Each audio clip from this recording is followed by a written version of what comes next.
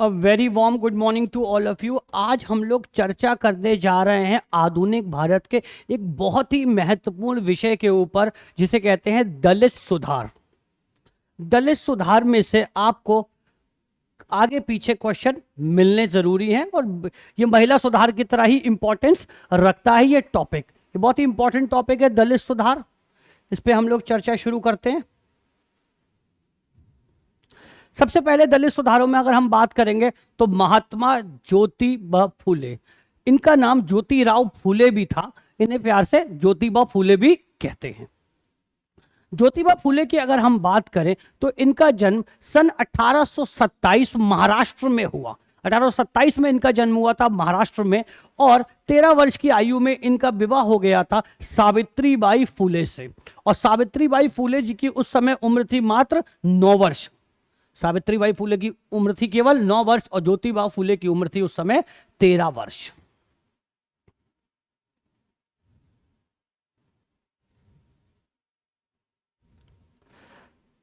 ज्योतिबा फूले के ऊपर Thomas pen की पुस्तक राइट ऑफ मैन, जो कि उन्होंने फ्रांसीसी क्रांति के दौरान लिखी थी, उसका बहुत ज्यादा असर था ज्योतिबा फूले के ऊपर।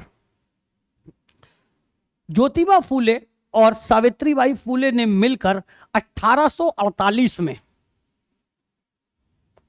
पहला लड़कियों के लिए स्कूल खोला। पहला जो महिला विद्यालय है, विश्वविद्यालय नहीं है, पहला महिला विद्यालय है, उसका नाम है भिंडेवाड़ा। नाम है भिंडेवाड़ा स्कूल, और इन्होंने महाराष्ट्र में खोला था पहला विद्यालय। तो अगर एग्जाम में आपसे पूछ ले कि लड़कियों के लिए पहला विद्यालय किसने खोला है, तो लड़कियों के लिए पहला विद्यालय खोला था ज्योतिबा फूले और उनकी बीवी सावित्रीबाई फूले ने मिलकर। अगर ज्योतिबा फूले की बात करें तो ज्योतिबा फूले ने 1872 में एक पुस्तक लिखी थी, गुलामगिरी। और इस गुलामगिरी को 16 भाग थे, इस गुलामगिरी के 16 भाग थे, और इसमें 4 जो है पोइट्रिक मतलब कविता के भी रूप में भी 4 कविताएं भी थी इस किताब गुलामगिरी में। और गुलामगिरी में ही इन्होंने जो है अपना कन्वर्सेशन किया है या वाद विवाद किया है एक काल्पनिक कैरेक्टर के साथ, जिसका नाम था ढोंडीबा, जिसका नाम था ढोंडीबा। तो याद रखिएगा कि गुलामगिरी पुस्तक के जो इमेजिनरी इनका कैरेक्टर है जिसके साथ इन्होंने बातें की हैं, उसका नाम है ढोंडीबा। 24 सितंबर 1873 को इन्होंने सत्य शोधक समाज की स्थापना की। सत्य शोधक समाज जिसका उद्देश्य था जाति प्रथा, पुरोहितवाद, स्त्री पुरुष समानता और अंधविश्वास को खत्म करना। ये वेरी वेरी इंपॉर्टेंट, सत्य शोधक समाज। सत्य शोधक समाज की स्थापना की है 1873 में ज्योतिबा फूले ने 24 सितंबर को। ज्योतिबा फूले ने एक पुस्तक लिखी जिसका नाम था तृतीय रतन। पुस्तक का नाम है तृतीय रतन। तृतीय रतन अगर पूछ ले किसकी पुस्तक है तो महात्मा ज्योतिबा फूले की पुस्तक है। और इन्हें 1876 में पुणे नगर पालिका का सदस्य भी चुना गया था ज्योतिबा फूले को।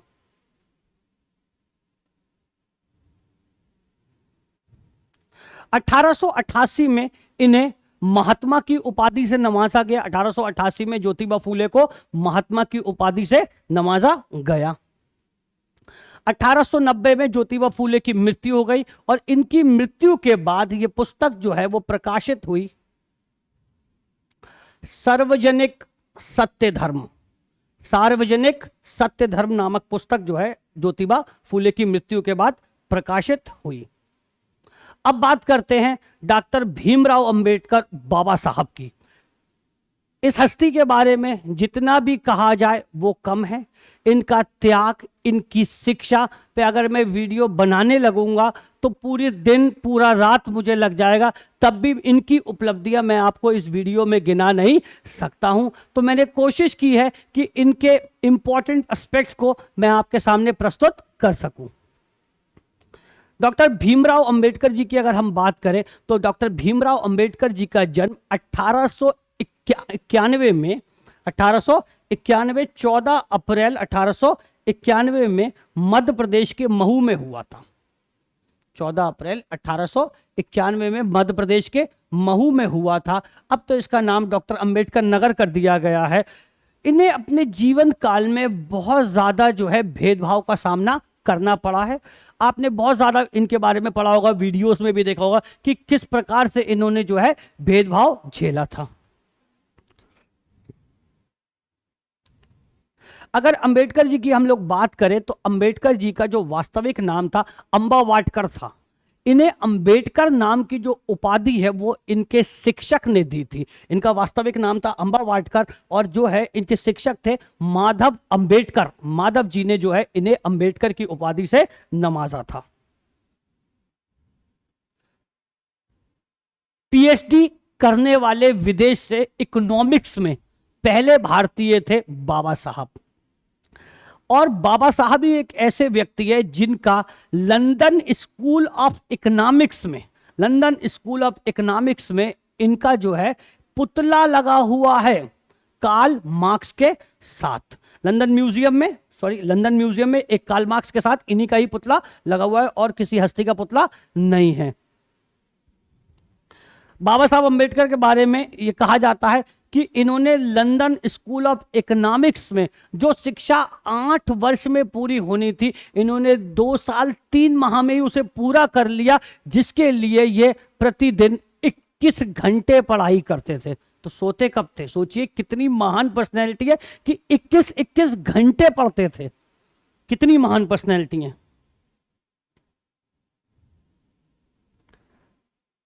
प्रोफेसर अमर्त्य सेन, जिन्हें हम लोग जो है इन इकोनॉमिक्स का पिता मानते हैं और ये मानते हैं कि इन्हें इकोनॉमिक्स की बहुत ज्यादा जानकारी है, इन्होंने भी माना है कि अंबेडकर इनके पिता थे इकोनॉमिक्स में, क्योंकि वो पहले भारतीय थे जो कि इकोनॉमिक्स में पीएचडी कर आए थे विदेश से। तो अमर्त्य सेन ने भी ये माना है कि उनके भी पिता थे डॉक्टर भीमराव अंबेडकर। भीमराव अंबेडकर जी की जो है अपनी खुद की निजी लाइब्रेरी, जिसमें 50,000 से ज्यादा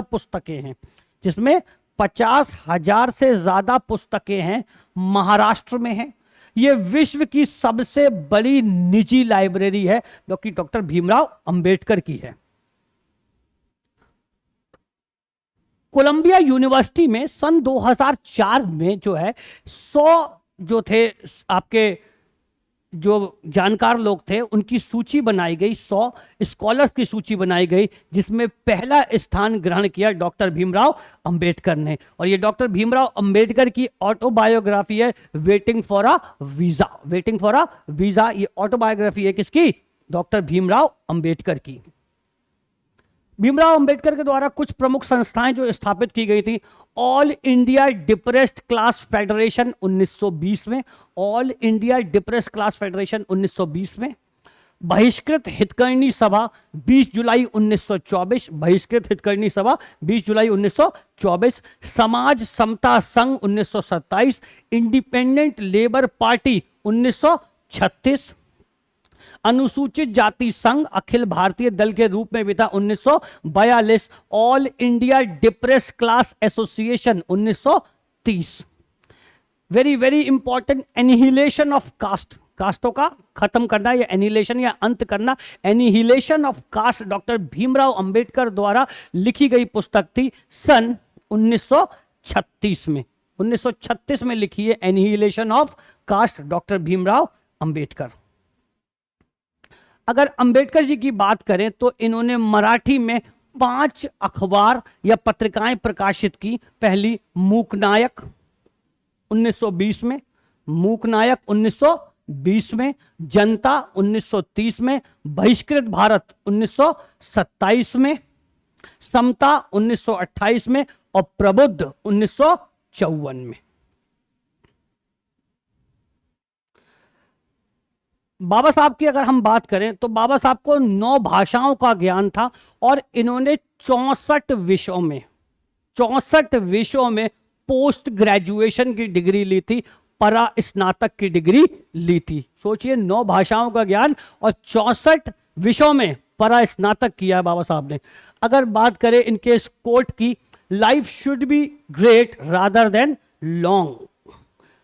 बहुत अच्छी बात कही है कि जिंदगी महान होनी चाहिए, ना कि लंबी। भीमराव अंबेडकर भारत के प्रथम विधि एवं न्याय मंत्री भी थे। भारत के प्रथम विधि और न्याय मंत्री भी बने। भारतीय संविधान के जनक हैं और भारतीय गणराज के निर्माता भी हैं, क्योंकि ड्राफ्टिंग कमेटी के हेड थे डॉक्टर भीमराव अंबेडकर। 1856 में, दिसंबर 1856 में इस महान हस्ती का निधन हो गया। मरण उपरांत इन्हें 1890 में भारत रत्न से नवाजा गया था। श्री नारायण गुरु जो है, इनका जो केंद्र था वो केरल था। इनका केंद्र केरल था। 1888 में केरल में इन्होंने जो है इझावा आंदोलन को जो है शुरुआत की, क्योंकि ये इझावा जाति से थे, इसीलिए इनका आंदोलन इझावा आंदोलन भी कहलाया। इन्होंने नीति जातियों के को समानता दिलाने के लिए आंदोलन किया। अस्पृश्यता के खिलाफ इन्होंने आंदोलन किया। शिक्षा को जो है इन्होंने ज्यादा महत्व दिया नारायण गुरुजी ने। जाति मीमांसा, यह माना जाता है कि जाति मीमांसा के लेखक नारायण गुरु थे। जाति मीमांसा के लेखक थे नारायण गुरु। बहुत ही इंटरेस्टिंग कैरेक्टर हैं। एक बार आपको जरूर सोचने पर मजबूर कर देंगे। ईवी रामास्वामी नायकर उर्फ पेरियार, ये आपको जरूर से जरूर सोचने पर मजबूर कर देंगे। ये आपकी आत्मा को भी एक बार जरूर झंझोर के रख देंगे।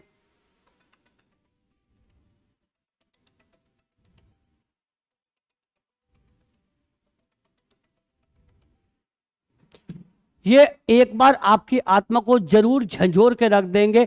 ईवी रामास्वामी नायकर, पेरियार। ईवी रामास्वामी नायकर जी की अगर हम बात करें तो इनका जन्म तमिलनाडु के इरोड जिले में 1879 में हुआ था। 1879 में इनका जन्म हुआ था तमिलनाडु के इरोड जिले में। ईवी रामास्वामी नायकर जी का यह मानना था कि दक्षिण में जितनी भी परेशानी आ रही है वो सब कुछ ब्राह्मणवाद की वजह से आ रही है। जो ब्राह्मण रीति रिवाज और रिचुअल्स हैं उसकी वजह से जो है यहाँ के द्रविडियंस ने अपने अंदर का आत्मसम्मान खो दिया है, क्योंकि ये बहुत साल से ब्राह्मणवाद में जो है दबे कुचे चल रहे हैं, ब्राह्मण इनका शोषण कर रहे हैं, तो अब इनके अंदर कोई आत्मसम्मान नहीं बना है। तो रामास्वामी पेरियार जी का जितना भी आंदोलन था वो ब्राह्मणवाद के विरुद्ध था। पेरियार की अगर हम बात करें तो पेरियार ने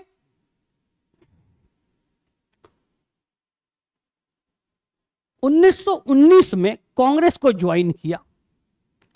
पेरियार ये सोचते थे कि कांग्रेस से हमें कुछ मदद मिलेगी, लेकिन 6 वर्ष कांग्रेस में रहने के बाद 1925 आते आते इनको समझ में आ गया कि कांग्रेस में मेरा कुछ भला हो नहीं पाएगा और जो मेरा आंदोलन है वो कांग्रेस से मिलता जुलता नहीं है और मेरा आंदोलन कांग्रेस से बहुत ज्यादा अलग है। 1925 में इन्होंने कांग्रेस को टाटा बाय बाय कह दिया और एक आंदोलन की शुरुआत की जिसका नाम है आत्मसम्मान आंदोलन। इसको कहते हैं सेल्फ रेस्पेक्ट मूवमेंट। अगर इनके आत्मसम्मान आंदोलन की बात करें तो आत्मसम्मान आंदोलन के लिए इन्हें प्रेरणा मिली थी तमिल इतिहास से। तमिल इतिहास द्राविड कल्चर को बहुत ज़्यादा ग्लोरीफाई करके दिखाता था और बहुत ज़्यादा ये बताता था कि आपका भी अपना क्या है, एक अस्तित्व थी, एक ग्लोरी थी, आपका एक इतिहास था, आप किसी से कमज़ोर नहीं हो। तो इसीलिए तमिल इतिहास से इन्होंने प्रेरणा प्राप्त की। पेरियार ने कूदी अरुआसु नामक एक अखबार चलाया था जिससे जो है ये अपने विचार जो है लोगों तक पहुंचाते थे और इन्होंने आत्मसम्मान विवाह का भी आयोजन किया जिसमें बिना ब्राह्मणों के या बिना पंडितों के विवाह कराया जाता था। जस्टिस पार्टी जो थी वो दलितों के लिए ही बनाई हुई पार्टी थी। उस पार्टी का 1937 से कमांड पेरियार के हाथ में आ गई थी और पेरियार ने अपने आंदोलन को बाद में जस्टिस पार्टी में ही मिला दिया। हालांकि 1944 में इस पार्टी का नाम बदलकर द्रविड़ खजगम, जो कि दक्षिण की पार्टी है, द्रविड़ खजगम कर दिया गया था। अब चलते हैं पेरियार के प्रश्नों के ऊपर। पेरियार की मूर्ति के नीचे, पेरियार की मूर्ति के नीचे यह लिखा हुआ पाया गया है, ईश्वर नहीं है, ईश्वर बिल्कुल नहीं है।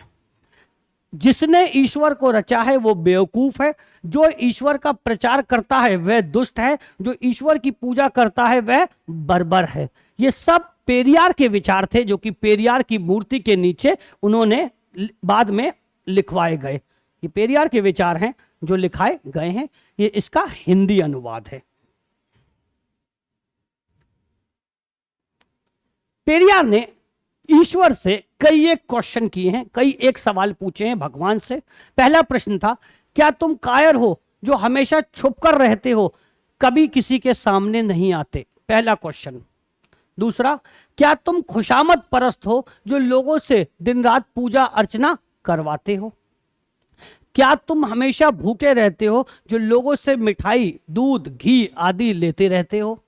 क्या तुम मांसाहारी हो जो लोगों से निर्बल पशुओं की बलि मांगते हो? क्या तुम सोने के व्यापारी हो जो मंदिरों में लाखों टन सोना दबाए बैठे हो? क्या तुम व्यभिचारी हो जो मंदिरों में देवदासियां रखते हो? तुम आतंकवादी से मिले हुए हो जो रोज धर्म के नाम पर लाखों लोगों को मरवाते रहते हो? क्या तुम कमजोर हो जो हर रोज होने वाले बलात्कारों को नहीं रोक पाते? क्या तुम मूर्ख हो जो विश्व के देशों में गरीब भूखमरी होते हुए भी अरबों रुपए का दूध, घी, तेल बिना खाई नदी नालों में बहा देते हो? क्या तुम बहरे हो जो बेवजह मरते हुए आदमी, बलात्कार होते हुए मासूमों की आवाज नहीं सुन पाते? क्या तुम आतंकवादी हो जो यह चाहते हो कि लोग तुमसे डर कर रहें? क्या तुम गूंगे हो जो एक शब्द नहीं बोल पाते लेकिन करोड़ों लोग तुमसे लाखों सवाल पूछते हैं? क्या तुम भ्रष्टाचारी हो जो गरीबों को कुछ भी नहीं देते जबकि गरीब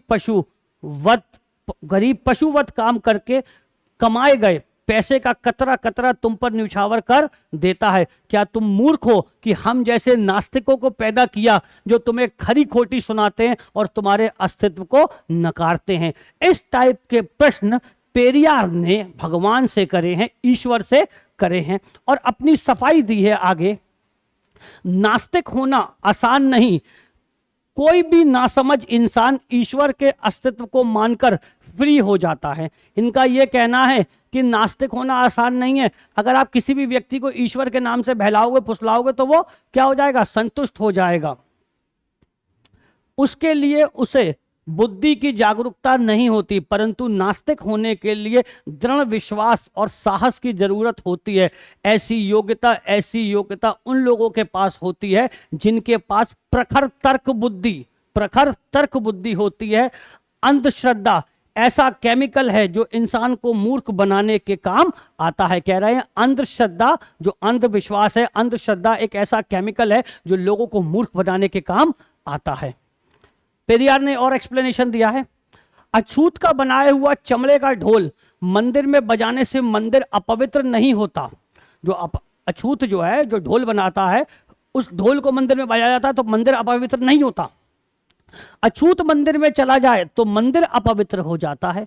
अगर वही अछूत, जीवित अछूत मंदिर में चला जाए तो मंदिर अपवित्र हो जाता है। उन्हें इस बात से कोई मतलब नहीं कि ढोल किसी जानवर की चमड़ी से बना है। उनके लिए मरे हुए जानवर की चमड़ी पवित्र है, परंतु जिंदा अछूत अपवित्र है।